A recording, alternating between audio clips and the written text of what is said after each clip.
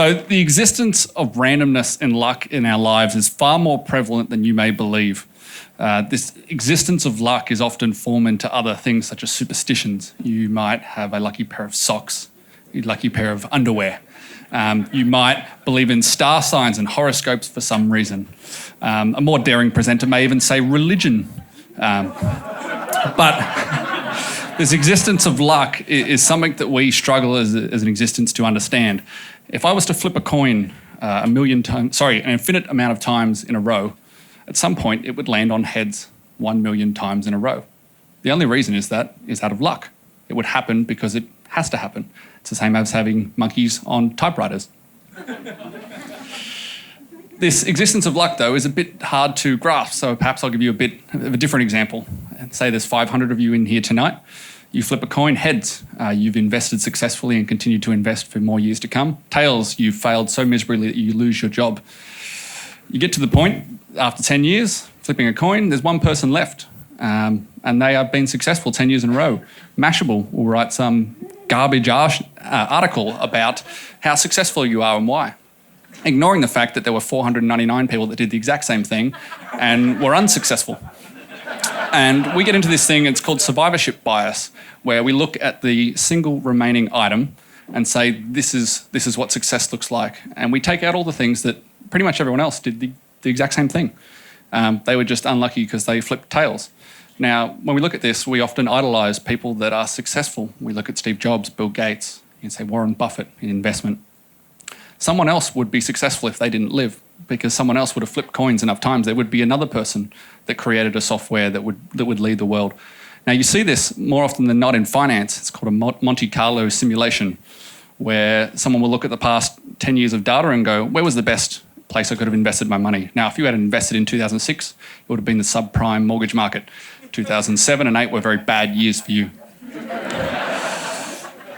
But we cling to this idea that we're not lucky. In fact, we've overcome luck. This idea that we are lucky rocks us at our core, because I worked hard to get where I am, and I am a great person. I was hired because I spent 4 years at uni. I prepared well for my interview. I had 4 cracker questions that they didn't see coming.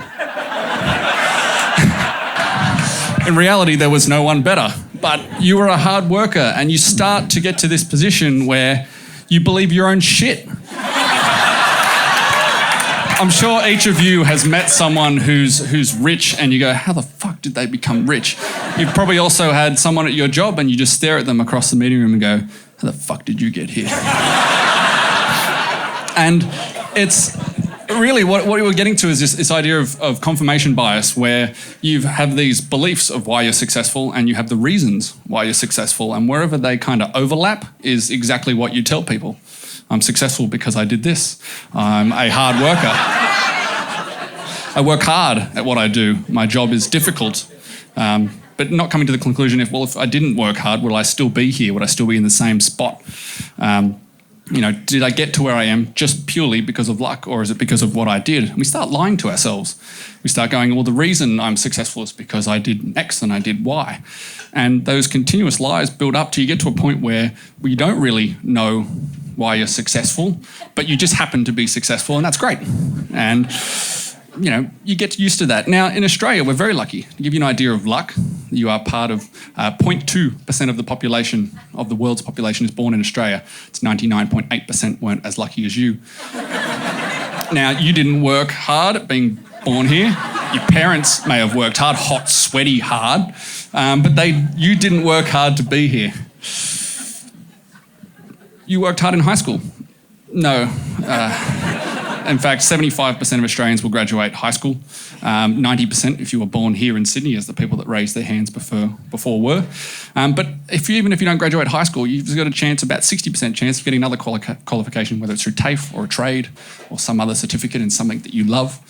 In fact, the fact that you were born here, that you were bred here, had nothing to do with you. You didn't pick the school that you went to. You didn't pick to be born in Australia. Everything that you've accumulated in this life, when you were born, was likely to happen anyway, even if you sucked. If you were a horrible person in school like I was, you still graduated. You still got to stand on top of that podium.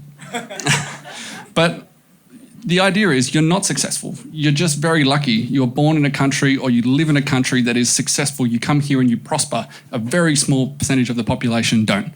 You're not successful. You're just lucky. Be humble.